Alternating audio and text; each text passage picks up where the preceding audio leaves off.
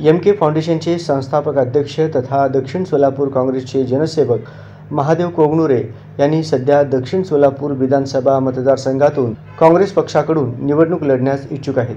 यासाठीच जनसेवक महादेव कोगनुरे यांनी गेल्या 6 महिन्यांपासून सर्वसामान्य माणसांचे प्रश्न मार्गी लावण्यासाठी सोलापूर येथे दररोज जनता दरबार भरवण्यात येत आहे. या जनता दरबारमध्ये महादेव कोगनुरे यांनी आपले सर्व काम बाजूला ठेवून सामान्य माणसांचे प्रश्न जागेवरच कसा मार्गी लावता येईल यासाठी अथक परिश्रम घेताना दिसतात.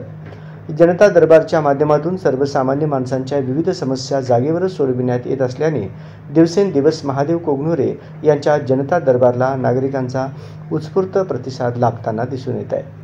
दररोज दक्षिण सोलापूर तालुक्यातील बहुसंख्य नागरिक जनता दरबारला उपस्थिती लावून आपले विविध प्रश्न आणि समस्या महादेव कोगनुरे यांच्या समोर मांडतात.